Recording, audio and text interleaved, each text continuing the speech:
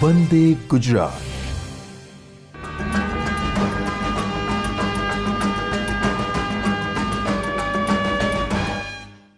નમસ્કાર વિદ્યાર્થી મિત્રો.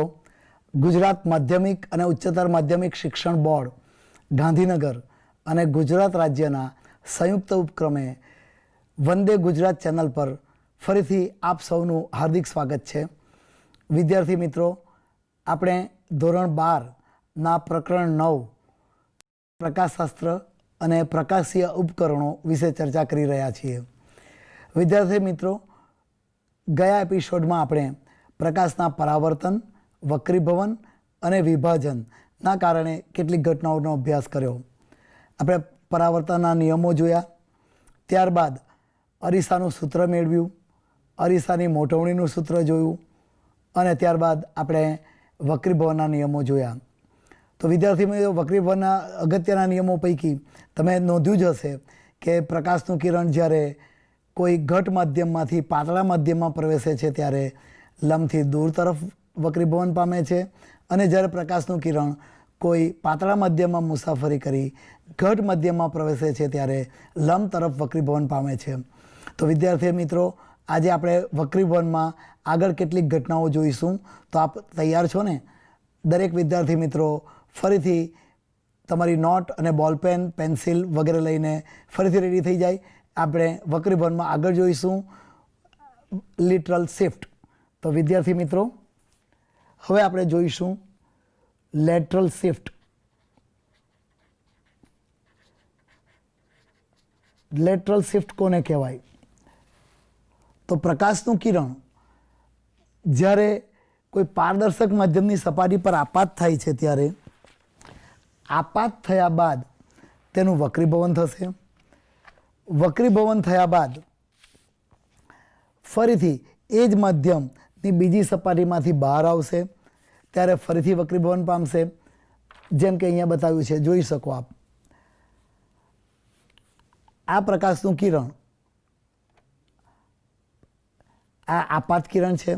આ ધારો કે કોઈ પારદર્શક માધ્યમ છે, દાખલા તરીકે કાચ છે. તો અહીં પીક્યુ પ્રકાશનું આપાત કિરણ છે. ધારો કે એ હવા જેવા કોઈ પાતળા મધ્યમાં મુસાફરી કરે છે. પાતળા મધ્યમાં મુસાફરી કરી એ કાચ જેવા કોઈ ઘટ મધ્યમાં પ્રવેશે છે ત્યારે વક્રીભવનના નિયમ મુજબ એનું વિચલન લંબ તરફ થાય છે. હવે આ જ કિરણ કાચના બીજી તરફમાંથી ફરીથી હવાના માધ્યમમાં પ્રવેશે છે ત્યારે હવે માધ્યમ બદલાઈ જાય છે. હવે પ્રકાશનું કિરણ ઘટ મધ્યમમાં મુસાફરી કરી પાતળા માધ્યમમાં પ્રવેશે છે. આથી એનું વક્રીભવન લંબથી દૂર તરફ થાય છે. હવે ક્યુઆરને આપણે વક્રીભૂત કિરણ કરી દઈએ, આરએસને નિર્ગમન કિરણ કરી દઈએ. આમ પીક્યુ આપાત કિરણ, ક્યુઆર વક્રીભૂત કિરણ અને આરએસ એનું નિર્ગમન કિરણ. હવે જો આ કાચનું માધ્યમ ના હોત તો આપાત કિરણ પીક્યુ એ PQ R dash S dash માર્ગે ગતિ કર્યું હોત. આમ માધ્યમના કારણે એ આરએસ માર્ગે નિર્ગમન પામે છે. જો માધ્યમ ના હોત તો એ આર ડેશ એસ ડેશ માર્ગે આગળ વધ્યું હોત. આમ માધ્યમને કારણે એની શિફ્ટ મળી. કેટલું શિફ્ટ થયું? તો અહીંથી લંબ દોરી દઈએ તો આ જે લંબ દોર્યો એને કહેવાય છે લેટરલ શિફ્ટ. આમ વક્રીભવનના કારણે આપણને કોઈ પાર્શ્વિક સ્થાનાંતર અથવા તો લેટરલ શિફ્ટ મળે છે. એ જ રીતે વિદ્યાર્થી મિત્રો, વક્રીભવનના કારણે આપણને વસ્તુની જે કોઈ સાચી ઊંડાઈ હોય અથવા તો ઊંચાઈ હોય, ઊંચાઈ અથવા તો ઊંડાઈ જે ખરેખર હોવી જોઈએ એના કરતાં અલગ મળે છે. આમ થવાનું કારણ પણ વક્રીભવન છે. આથી આવી ઊંચાઈને આભાસી ઊંચાઈ કહે છે અથવા તો આવી ઊંડાઈને આભાસી ઊંડાઈ કહે છે. આપણે આભાસી ઊંચાઈ અને ઊંડાઈ વિશે વિસ્તૃત તો આપણે પાઠ્યપુસ્તકમાં આપ્યું નથી, પણ કદાચ કોઈ વખત કોઈ MCQમાં કામ લાગી જાય તો એ સૂત્ર પણ અહીંયા જોઈ લઈએ. દાખલા તરીકે તમે જોયું હોય કે કોઈ કૂવો હોય, કૂવામાં પાણી હોય અને આપણે કૂવાની ઉપરથી જોઈએ તો જે એની ઊંડાઈ હોવી જોઈએ ખરેખર એના કરતાં કંઈક ઓછી લાગે છે. આવી ઊંડાઈને આભાસી ઊંડાઈ કહેવાય. અહીં આપણે આભાસી ઊંચાઈ અથવા ઊંડાઈને h' કહી દઈએ, સાચી ઊંચાઈ અથવા ઊંડાઈને h કહી દઈએ. તો એટલું યાદ રાખો, આ સૂત્ર ડાબી તરફ હંમેશા આવું જ રાખવું, h'/h. આભાસી ઊંડાઈ અથવા ઊંચાઈ ભાગ્યા વાસ્તવિક અથવા તો ખરેખર જે ઊંડાઈ છે તે અથવા ઊંચાઈ બરાબર.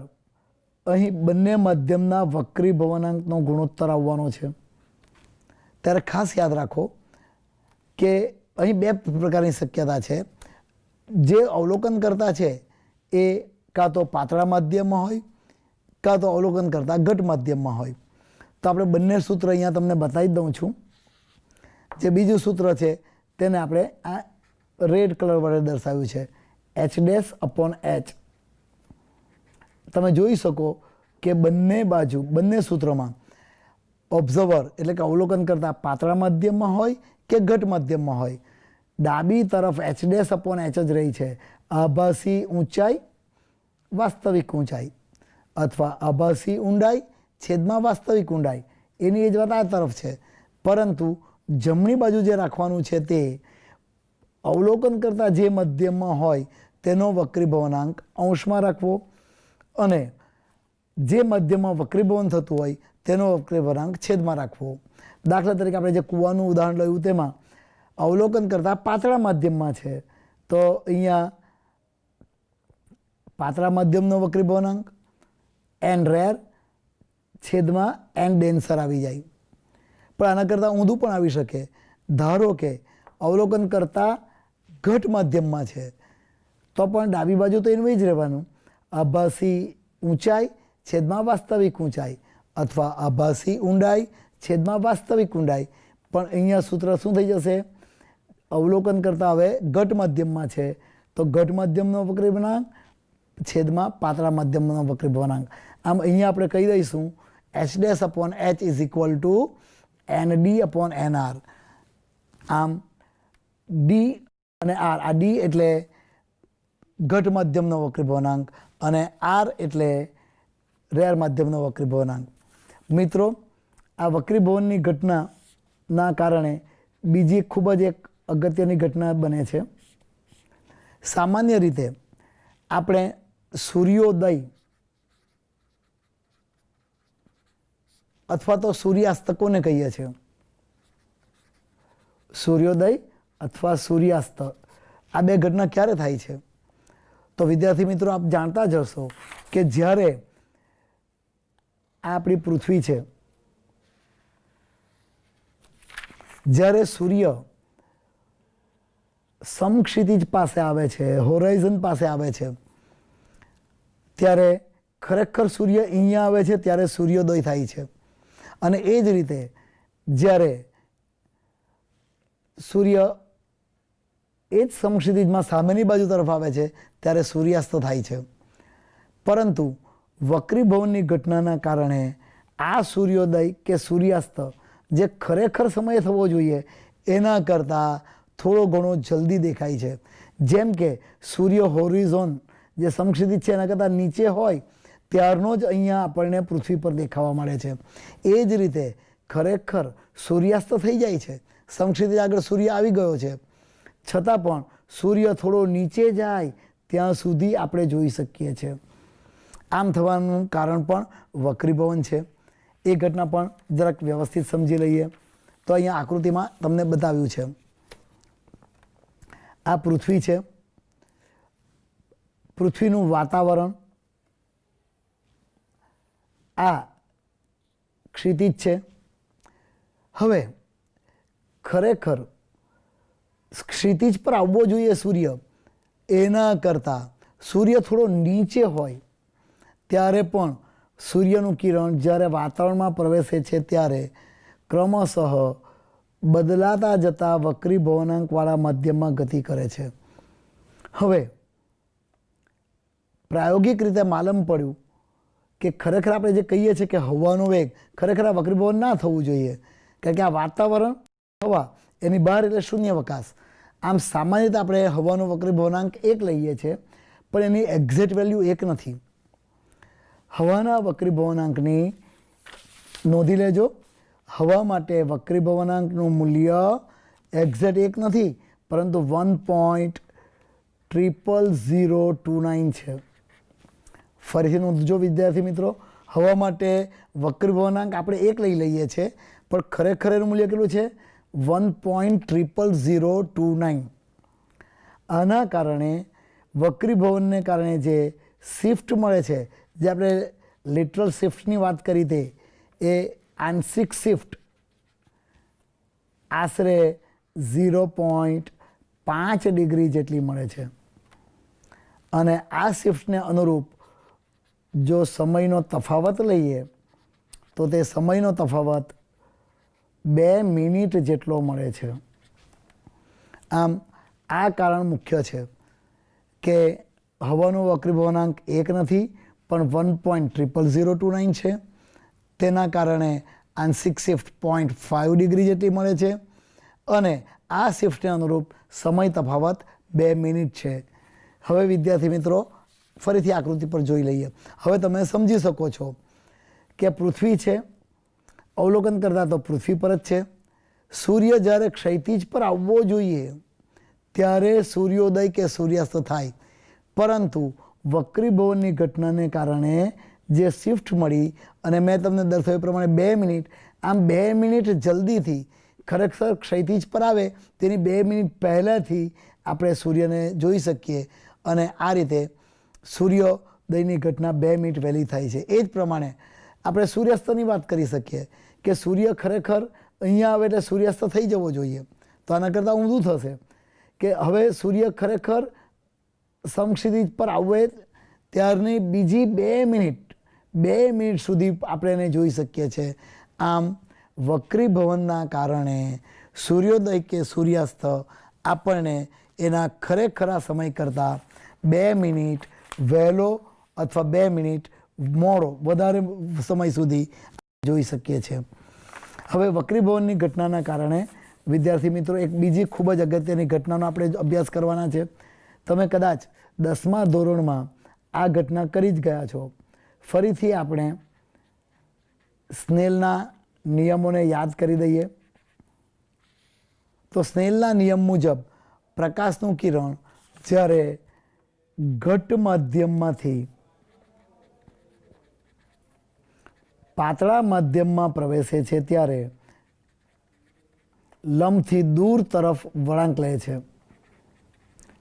ઘટ માધ્યમમાંથી પાતળા માધ્યમમાં પ્રવેશે છે ત્યારે લંબથી દૂર તરફ વિચલન પામે છે. તો ચાલો મિત્રો આપણે આ આકૃતિ સમજી લઈએ. અહીંયા આગળ તમે જોઈ શકો છો, આ આકૃતિ જોવાની છે. આ ધારો કે કોઈ ઘટ માધ્યમ છે, પાણી છે, તેની અંદર આ કોઈ પ્રકાશીય ઉદ્ગમ છે. અહીં ઉદ્ગમને લંબ રૂપે નિર્ગમન પામતો પ્રકાશનું સહેજ પણ વક્રીભવન થતું નથી, એનું વિચલન થતું નથી. પરંતુ આપણે AO1 કિરણને ધ્યાનમાં લઈએ. આ AO1 કિરણ માટે આપાત કોણ કોઈ ચોક્કસ છે. ચોક્કસ કોણે આપાત થાય છે. તો O1 બિંદુ પાસેથી એનું બીજા માધ્યમમાં વક્રીભવન પણ થાય છે. એટલું જ નહીં, આના જ પાણીના જ માધ્યમમાં તેનું પરાવર્તન પણ થાય છે. આમ O1 બિંદુ પાસે બંને ઘટના જોવા મળે છે, એનું વક્રીભવન પણ અને એનું પરાવર્તન પણ. એટલે આપણે કહીશું કે O1 બિંદુ પાસે એનું આંશિક પરાવર્તન થાય છે અને આંશિક વક્રીભવન થાય છે. હવે આપાત કોણ વધારીએ તો વક્રીભૂત કોણનું મૂલ્ય પણ બદલાય છે. આપણે જાણીએ છીએ કે સ્નેલના નિયમ પ્રમાણે મધ્યમ 2નો મધ્યમ 1ને સાપેક્ષ વક્રીભવનાંક sine I by sine R.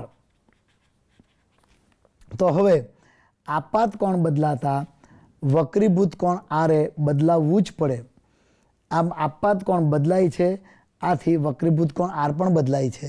એટલું જ નહીં, ધારો કે આપાત કોણ વધારીએ, અહીં તમે કિરણ AO2 જોઈ શકો છો. આ AO2 કિરણ, AO2 કિરણ માટે આપાત કોણનું મૂલ્ય વધ્યું છે. જો આપાત કોણ વધે તો આ સૂત્ર પ્રમાણે વક્રીભૂત કોણ પણ વધવો જ પડે. આથી આપાત કોણ વધારીએ તેમ વક્રીભૂત કોણ વધે છે. આ રીતે ક્રમશઃ આપાત કોણ વધારતા જ જઈએ તો અહીં પણ જોઈ શકાય છે કે O2 પાસેથી આપાત કિરણનું આંશિક વક્રીભવન અને આંશિક પરાવર્તન થાય છે.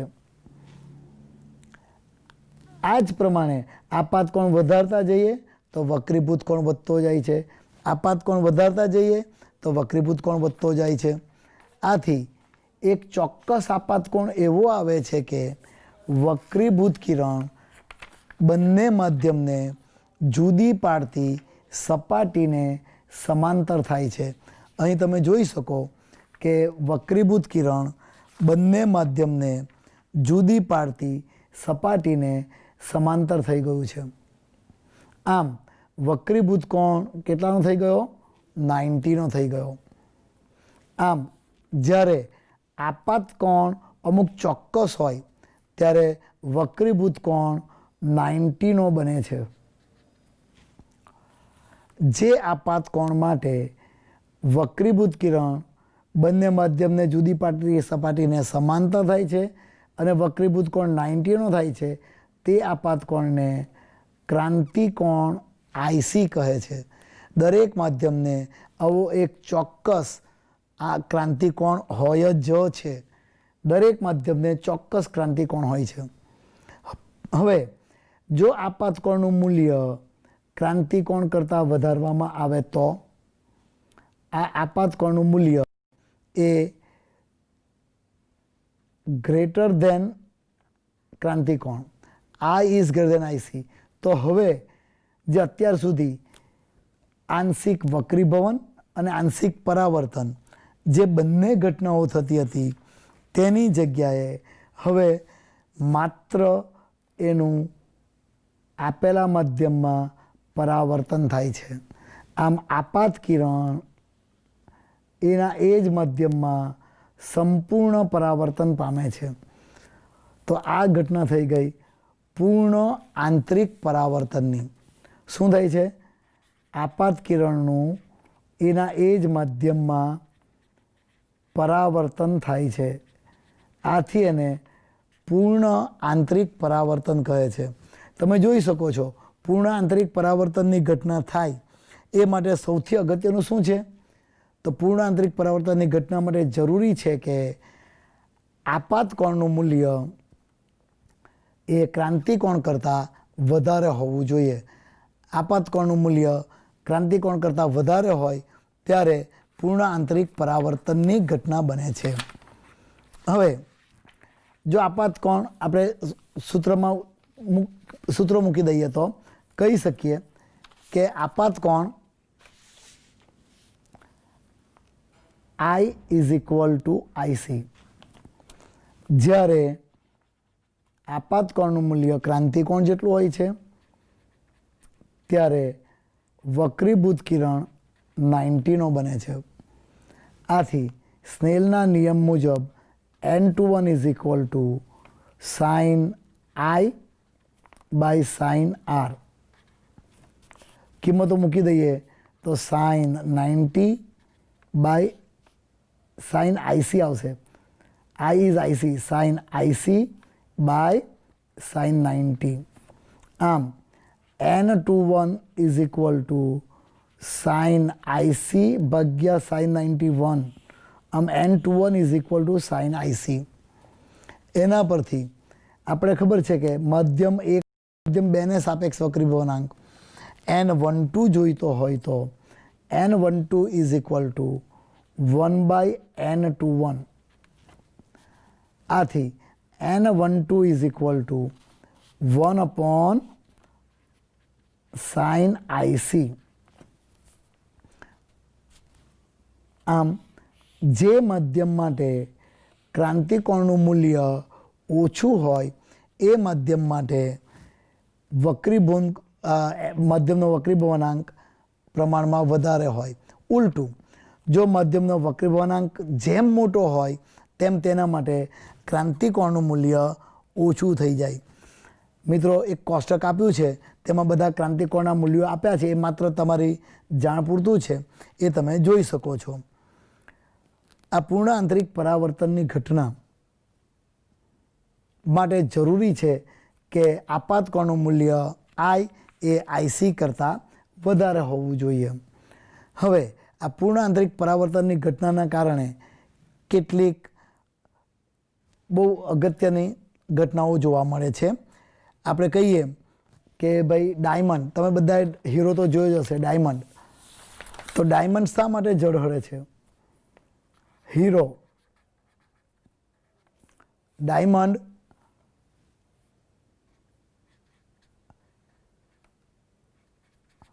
ઝળહળે છે.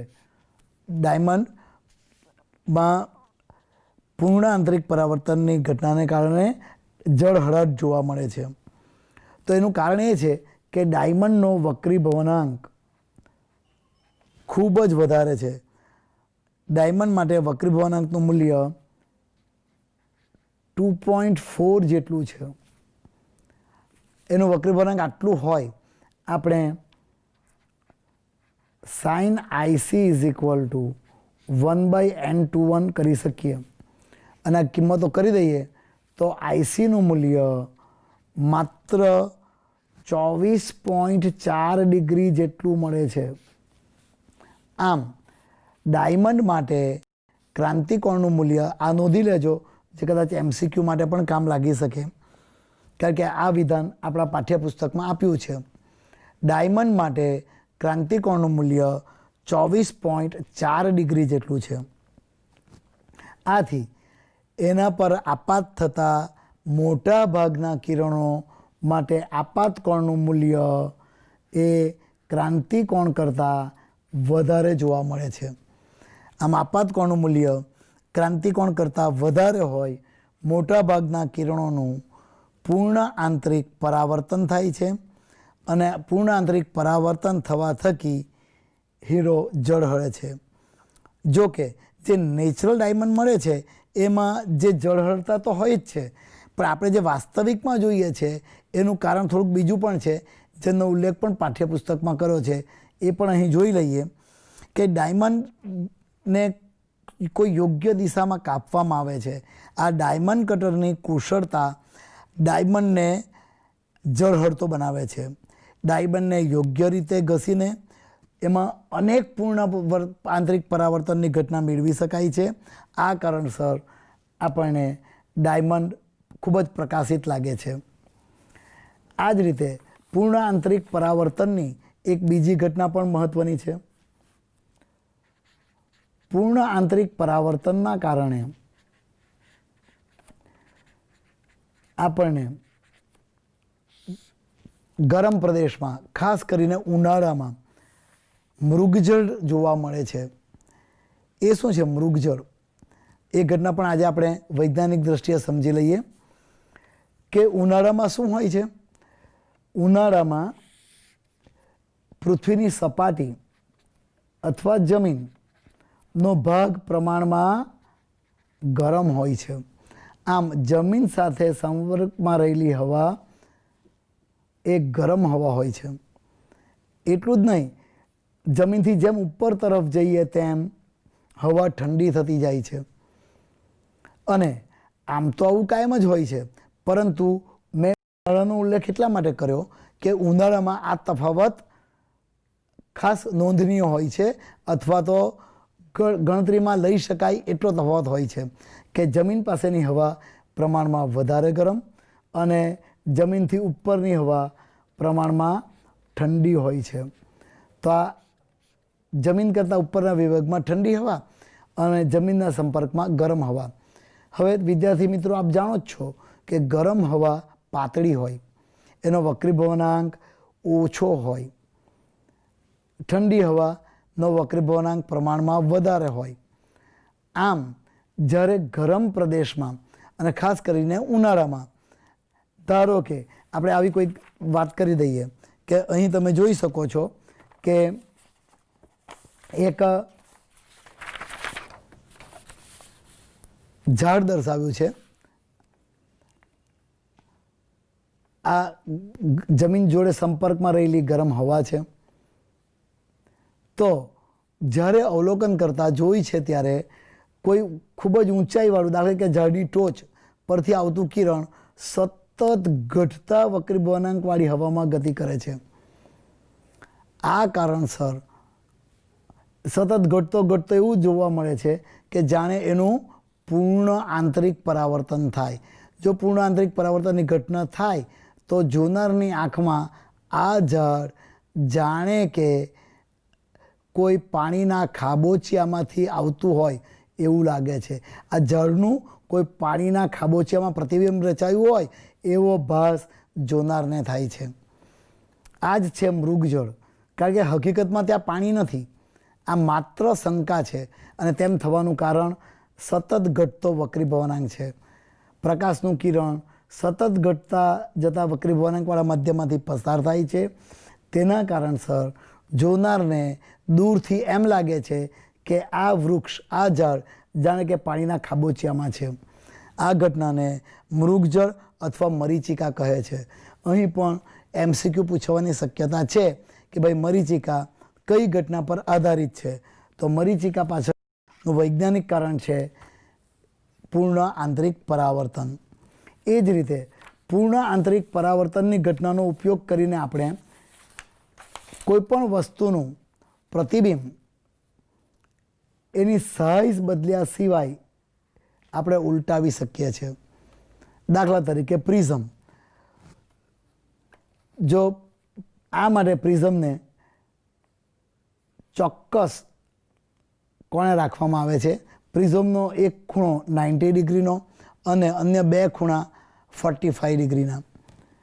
હવે જ્યારે પ્રકાશનું કિરણ આ રીતે આપાત થાય છે ત્યારે અહીં પૂર્ણ આંતરિક પરાવર્તનની ઘટના થાય છે. અને આ કારણસર એ બી વસ્તુને આપણે એની સાઇઝ બદલ્યા સિવાય ઉલટાવી શકીએ છીએ. આ જ રીતે પૂર્ણ આંતરિક પરાવર્તનની ઘટનાનો ઉપયોગ એક અન્ય રચનામાં પણ થાય છે. મિત્રો, તમે ડૉક્ટર પાસે ગયા હશો તો ડૉક્ટર સામાન્ય રીતે જ્યારે ટોર્ચ ફેંકે છે ત્યારે મેક્ઝિમમ તમારા ટોન્સિલ સુધી જોઈ શકે છે. ટોન્સિલથી આગળનો વિભાગ શા માટે નથી દેખાતો? તો તમે જાણો છો કે પ્રકાશનું કિરણ જે કોઈ વસ્તુ, દાખલા તરીકે આપણે લંગ્સ જોવા છે તો ત્યાં આપાત થવું જોઈએ અને ત્યાંથી પરાવર્તન પામીને પાછું નિર્ગમન પણ થવું જોઈએ, તો તે વસ્તુ જોઈ શકાય. આમ જરૂરી છે કે આવી કોઈક વક્ર નળી હોય અને આ વક્ર નળીમાં પ્રકાશ આપાત કરીએ તો તે બહાર નીકળવો જોઈએ. એટલું જ નહીં, કોઈ વસ્તુ પર પડી એનું પરાવર્તન થઈ એ પાછો એ જ વક્રમાંથી નિર્ગમન પણ થવો જોઈએ. પણ આપણે જાણીએ છીએ કે પ્રકાશનું કિરણ સીધી રેખામાં ગતિ કરે છે. આથી આવી કોઈ વક્ર નળી હોય તો એ નિર્ગમન પામવાનું નથી. પણ અહીં પણ જો આપણે પૂર્ણ આંતરિક પરાવર્તનની ઘટનાનો ઉપયોગ કરીશું તો પૂર્ણ આંતરિક પરાવર્તનની ઘટના બાદ આપણે પ્રકાશને વક્ર હોવા છતાં પણ એક છેડેથી દાખલ કરી બીજે નિર્ગમન કરી શકીએ.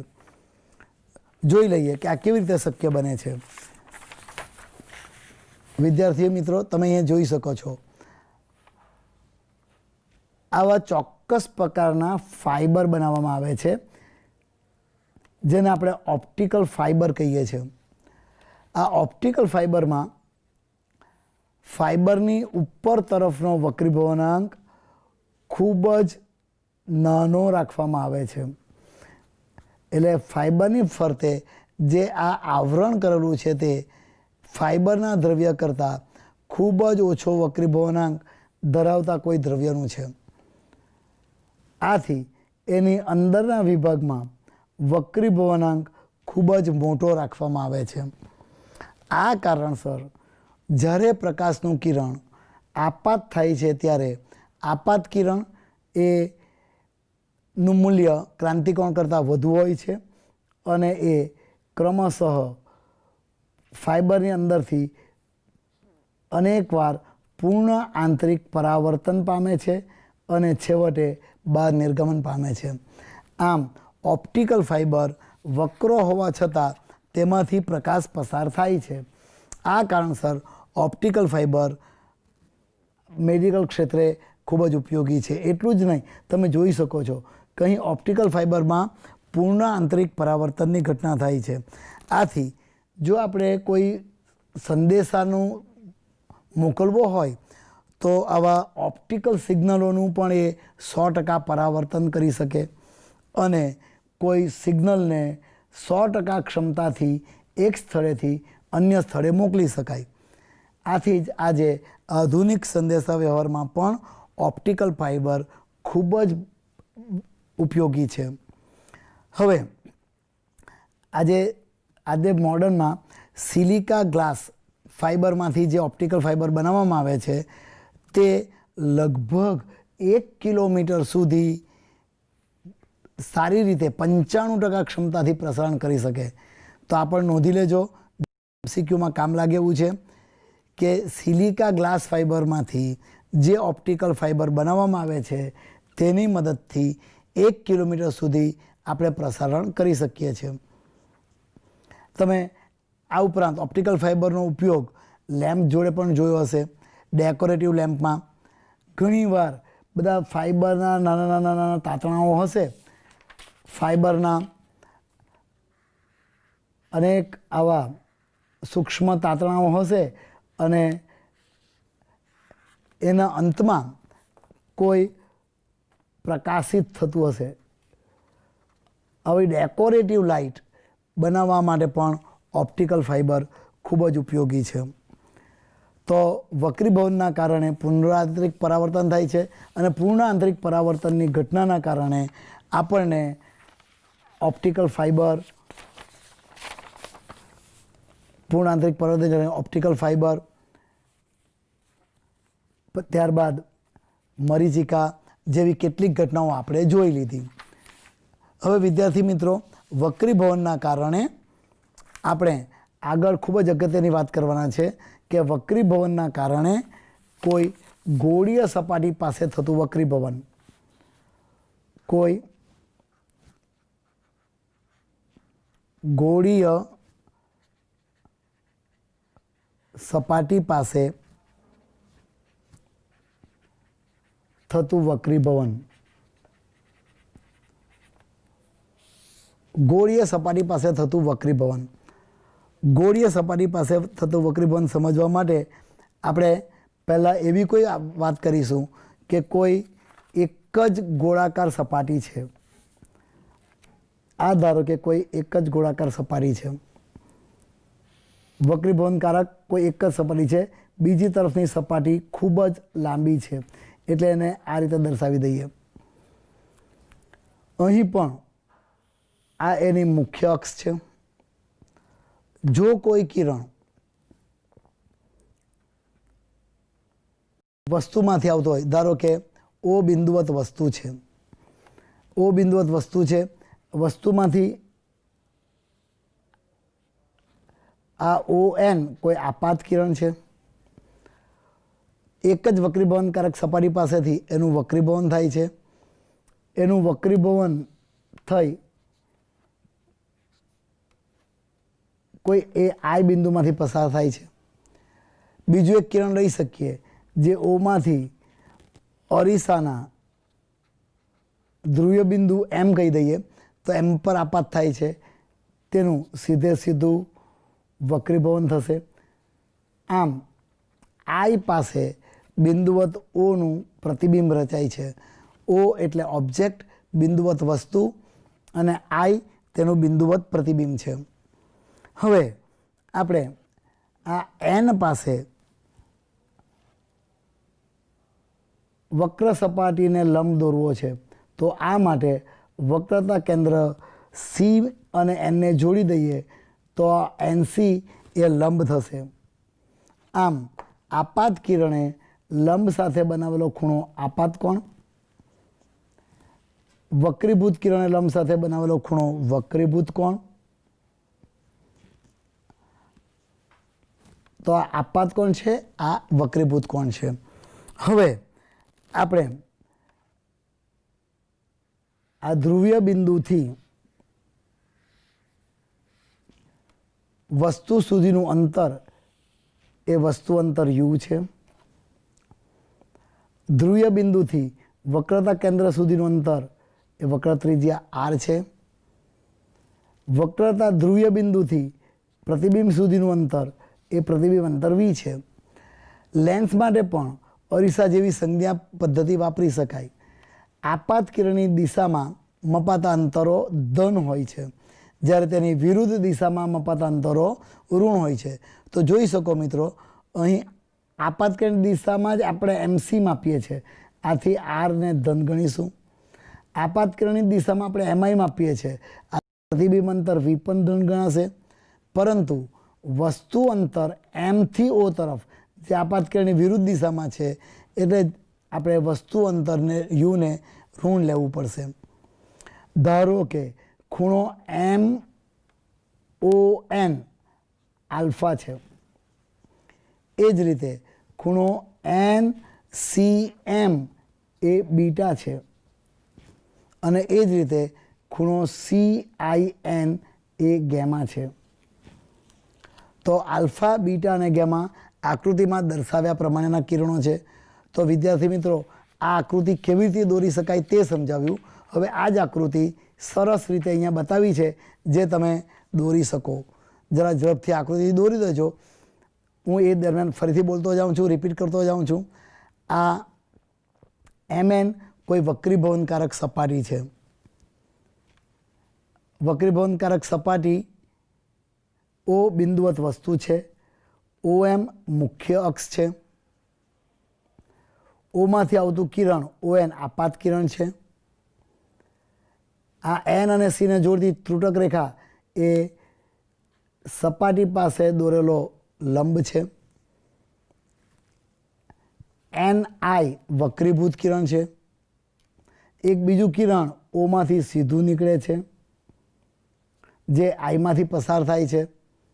આથી આઈ એ બિંદુવત વસ્તુ ઓનું પ્રતિબિંબ મળે છે. એમથી ઓ સુધીનું અંતર યુ જેટલું છે. એમથી પ્રતિબિંબનું અંતર વી છે, અને વક્રતા ત્રિજ્યા આર છે. તો કોઈ એક જ વક્રીભવનકારક સપાટી, જે આકૃતિમાં તમે આ જોઈ શકો છો, તેના કારણે આપણે યુ, વી, એફ અને આર વચ્ચેનો કંઈક સંબંધ મેળવવો છે.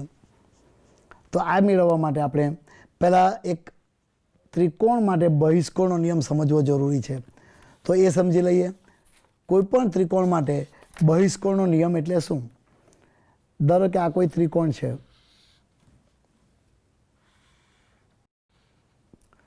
આપણે જાણીએ છીએ કે ત્રિકોણના 3 ખૂણાનો સરવાળો 180 થાય છે. આ ત્રિકોણના ત્રણેય ખૂણાનો સરવાળો a plus B plus C must be 180. ત્રિકોણના 3 ખૂણાનો સરવાળો 180 થાય છે. હવે આ ત્રિકોણનો કોઈ પણ એક બહિષ્કોણ લઈ લો. ધારો કે આપણે આ બહિષ્કોણ લઈ લઈએ. એને હું જુદા કોઈ રંગથી બતાવી દઉં. ધારો કે આલ્ફા. તો આ આલ્ફા એ ત્રિકોણનો બહારનો ખૂણો છે, બહિષ્કોણ છે. તમે જોઈ શકો છો એ અને આલ્ફાનો સરવાળો પણ 180 જ થવો જોઈએ. આમ જો આ સૂત્રમાં લઈએ તો A plus alpha is also equal to 180. આમ એ અને આલ્ફાનો સરવાળો પણ 180 છે. એનો અર્થ એ થયો કે આલ્ફાની કિંમત કોના જેટલી થવી જોઈએ? Alpha must be equal to B plus C. તો આ થઈ ગયો બહિષ્કોણનો નિયમ. યાદ રાખવાની બહુ સરળ રીત છે કે બહારનો ખૂણો એ ત્રિકોણની અંદરના બે ખૂણાના સરવાળા જેટલો હોય. કયા બે ખૂણા લેવા? ત્રિકોણના તો 3 ખૂણા હોય, તો એક ખૂણો છોડી દેવો કે જે બહારના ખૂણા જોડે 180 બનાવે, એ ખૂણો છોડી દો. દાખલા કે આલ્ફા હોય તો એને છોડી દો, તો આલ્ફા બરાબર બી વત્તા સી. ધારો કે કોઈ બહિષ્કોણ, આ બહિષ્કોણ માપવો છે, તો આ બહિષ્કોણ એ બી જોડે 180 બનાવે છે, તો આ બહિષ્કોણ તો બી છોડી દો, તો is equal to A plus B. અને એ જ પ્રમાણે અહીં કહી શકાય કે આ બહિષ્કોણ જો શોધવો હોય તો બહિષ્કોણ અને ત્રિકોણના બે ખૂણાના સરવાળા જરૂર. પણ કયા બે? તો અંદરના બે. કોઈ એવું લખે તો બી કે ચાલે કે સામેના બે, કારણ કે નજીકનો ખૂણો 180 બનાવે છે, તો સી છોડી દો. તો અહીં બહિષ્કોણ બરાબર એ વત્તા બી થશે. ગયો બહિષ્કોણનો નિયમ. તો આ નિયમને યાદ રાખીને ફરીથી આપણે પાછી આપણે ઓરિજિનલ આકૃતિ પર આવી જઈએ. તો ઓ બિંદુવત વસ્તુ છે, આ તેનું બિંદુવત પ્રતિબિંબ છે. હવે આ ત્રિકોણમાં સૌથી પહેલાં આપણે એવું કહી દઈએ કે MN એ મુખ્ય અક્ષને લંબ છે એવું ધારી શકાય. આ ખાસ જો તો આકૃતિમાં બી દર્શાવી દેવાનું કે અહીં MN એ મુખ્ય અક્ષને લંબ છે. MN ને લંબ તરીકે લઈ શકાય. તો હવે આ આકૃતિને ધ્યાનમાં રાખીને ટેન્જેન્ટ આલ્ફા, ટેન્જેન્ટ બીટા અને ટેન્જેન્ટ ગેમા, આ ત્રણના સૂત્રો મેળવવા છે. ટેન્જેન્ટ આલ્ફા સામેની બાજુ ભાગ્યા પાસેની બાજુ, ટેન્જેન્ટ બીટા સામેની બાજુ ભાગ્યા પાસેની બાજુ. આ જ કરીને સૂત્ર મેળવો તો શું થશે તમે જોઈ શકો. Tangent alpha is equal two, લખતા જજો સાથે સાથે, tangent alpha is equal two, હું અહીંયા લખું છું, tangent alpha is equal two સામેની બાજુ કોણ છે? MN ભાગ્યા MO. ટેન્જેન્ટ આલ્ફા બરાબર MN ભાગ્યા MO. એ જ રીતે ટેન્જેન્ટ બીટા બરાબર, ટેન્જેન્ટ બીટા બરાબર સામેની બાજુ MN ભાગ્યા પાસેની બાજુ MC. એ જ રીતે tangent gamma is equal two, gamma અહીંથી છે ત્રિકોણ MNI, tangent gamma is equal two MN upon MI. આ ત્રણ હવે લખું છું. આકૃતિ થોડી વાર પાછી લઈ લઉં છું, જરૂર પડે ત્યારે પાછી જોઈ લઈશું. પણ હવે આટલી વસ્તુ ક્લિયર છે, ટેન્જેન્ટ આલ્ફા, ટેન્જેન્ટ બીટા અને ટેન્જેન્ટ ગેમા. હવે વિદ્યાર્થી મિત્રો, આપણે જાણીએ છીએ કે જો આલ્ફા, બીટા અને ગેમા અત્યંત સૂક્ષ્મ હોય, કોમન રીતે એવું લખી શકાય કે થીટા, જો થીટા અત્યંત સૂક્ષ્મ અને રેડિયનમાં હોય તો આપણે tangent theta is approximately theta લઈ શકીએ. એનો ઉપયોગ કરીને આપણે એક સેટ 1 કરી દઈએ. આ બધામાંથી આપણે tangent alpha, tangent beta, tangent gamma, approximately alpha, beta અને ગેમા લઈ લઈએ તો we have set of equation 1 alpha is equal two MN upon MO. લખતા જજો સાથે, alpha is equal two MN upon MO. અહીંયા હું બાજુમાં જ લખી દઉં છું, તમે નીચે લખી શકો. Beta is equal two MN upon MC અને gamma is equal two MN upon MI. This is our set of equation 1. Alpha is equal to MN upon MO, beta is equal to MN upon MC, આ MN છે, અને gamma is equal to MN upon MI. આટલું થઈ ગયા પછી આપણે ફરીથી આકૃતિ પર આવી જવું પડે. એટલે અહીંયા હું ફરીથી આકૃતિ બતાવું છું, તમે જોઈ શકો. હવે ત્રિકોણ ONC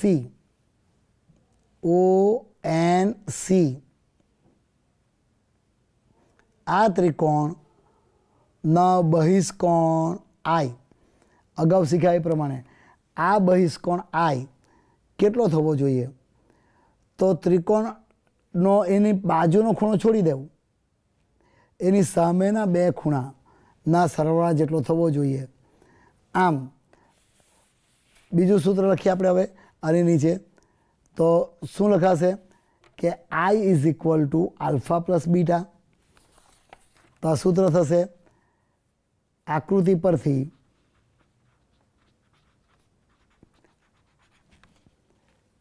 ત્રિકોણ ONC ના બહિષ્કોણ I માટે, ત્રિકોણ ONC ના બહિષ્કોણ I માટે તો શું થશે? I is equal to alpha plus beta. એને આપણે સમીકરણ નંબર 2 કહી દઈશું, એનું પાછું કામ લાગશે. તમે મારી જોડે નોંધતા જ જજો. I is equal to alpha plus beta. એ જ રીતે ફરીથી આકૃતિ પર આવી જઈએ. ત્રિકોણ CNI, ત્રિકોણ CNI ના બહિષ્કોણ બીટા માટે શું કહેવાશે? તો બીટા બરાબર બે ખૂણાનો સરવાળો. ત્રીજો કયો નહીં લેવાનો, જે 180નો બનાવે એ છોડી દઈએ. તો અહીંયા થશે ત્રિકોણ NCI ના બહિષ્કોણ બીટા બરાબર R પ્લસ ગેમા. તો કહી દઈએ ત્રિકોણ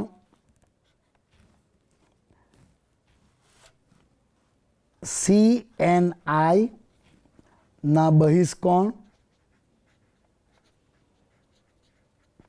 બીટા માટે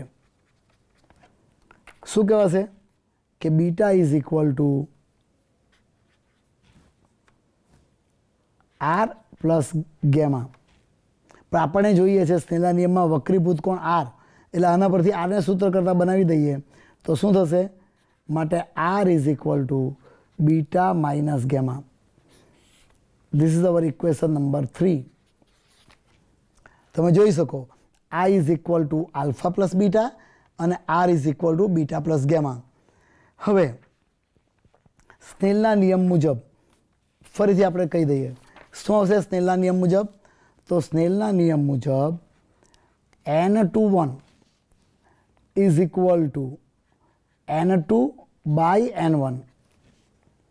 એટલું જ નહીં, N21 is equal to sine I by sine R. તો sine I by sine R is equal to N2 by N1. ત્રાસો ગુણાકાર કરી દઈએ, જેને ઘણીવાર સ્નેહલના નિયમનું વ્યાપક સૂત્ર પણ કહે છે, જે હવે આ નવા પાઠ્યપુસ્તકમાં નથી, પરંતુ N1 sine I is equal to N2 sine R. ફરીથી એની એ જ વાત, જો આપાત કોણ I અને વક્રીભૂત કોણ R અત્યંત સૂક્ષ્મ અને રેડિયનમાં હોય તો, અત્યંત સૂક્ષ્મ અને રેડિયનમાં હોય તો sine I is approximately I. એ જ મુજબ sine R is approximately R. આમ આપણે જે કંઈ નંબર આવતો હોય તે લગભગ 4 નંબર આવે છે. તો 4 નંબર પરથી આપણે એવું કહી શકીએ, સમીકરણ 4 પરથી, કે N1I is equal two N2R. જોઈ લો, N1I is equal two N2R. હવે તમે જો, તમે નોંધ્યું જ હશે સમીકરણ 2, સમીકરણ 2માં I છે. કેટલું છે સમીકરણ 2માં I? તો I is equal to alpha plus beta અને R is equal to beta minus gamma. સમીકરણ 2 અને 3નો અહીંયા ઉપયોગ કર્યો છે. I is equal to alpha plus beta, R is equal to beta plus gamma. હવે સાદરૂપ જ આપવાનું છે જે ખૂબ સરળ છે. વિસ્તરણ કરી દઈએ. N1 alpha plus N2 beta is equal to N2 beta minus N2 gamma.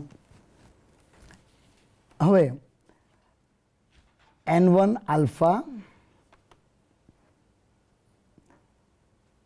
Plus N2 gamma is equal to N2 beta minus N1 beta. આ N1 છે, N1 બીટા લખતા જજો, N1 બીટા. આમ આપણે શું મળે? N1 alpha plus N2 gamma is equal to N2 beta minus N1 beta. તો અહીંથી આપણે N1 alpha plus N2 gamma is equal to N2 minus N1 beta. તો આ ખૂબ જ અગત્યનું સૂત્ર મેળવ્યું. હવે આલ્ફા બીટા અને ગેમાની કિંમતો મૂકી આપણે ગોલીય અરીસા માટે વક્રતા ત્રિજ્યા R અને એના સૂત્રો મેળવી શકીએ. તો આ N1 એટલે મધ્યમ 1નો વક્રી ભવનાંક, N2 એટલે મધ્યમ 2નો વક્રી ભવનાંક. એ જ પ્રમાણે આ બીટા, આલ્ફા બીટા એ આકૃતિમાં દર્શાવ્યા પ્રમાણેના એંગલો છે. તો વિદ્યાર્થી મિત્રો, આજે આપણે વક્રીભવનના કારણે બનતી કેટલીક મહત્ત્વની ઘટનાઓ જોઈ. વક્રીભવનના કારણે પૂર્ણ આંતરિક પરાવર્તનની ઘટના જોઈ. પૂર્ણ આંતરિક પરાવર્તનનો ઉપયોગ કરીને આપણે ઓપ્ટિકલ ફાઇબર જેવા સાધનો બનાવવામાં આવ્યા એની ચર્ચા કરી. પૂર્ણ આંતરિક પરાવર્તનના કારણે જ આપણને મૃગજળ જેવી ઘટના જોવા મળે છે એ સમજ્યા. ડાયમંડ કેમ ઝળહળે છે એનું કારણ પણ પૂર્ણ આંતરિક પરાવર્તન છે. અને એ જ રીતે કોઈ વસ્તુનો જે એની સાઇઝમાં ફેરફાર થયા વિના જો પ્રતિબિંબ ઉલટાવવું હોય તો પણ આપણે પૂર્ણ આંતરિક પરાવર્તનની ઘટનાનો ઉપયોગ કરી શકીએ. એ જ રીતે આપણે કોઈ એક જ વક્રીભવનકારક સપાટીને કારણે થતા વક્રીભવન માટે વક્ર ત્રિજ્યા અને વસ્તુ અંતર અને પ્રતિબિંબ અંતર વચ્ચેનો સંબંધ મેળવી રહ્યા છીએ. તો આજે આપણે અહીંયા આટલું જોઈશું. આટલું તમે બાબર મહાવરો કરી દો. આપણે નેક્સ્ટ ટાઈમ મળીશું. ફરીથી એક જ વાત કરીશ કે આ બધું જ વાંચન એક અને બબ્બે વાર લખીને કરો તો કાયમ પરમિનન્ટ થશે. તો આપણે નેક્સ્ટ એપિસોડમાં ફરીથી મળીશું. ત્યાં સુધી ગુડ બાય.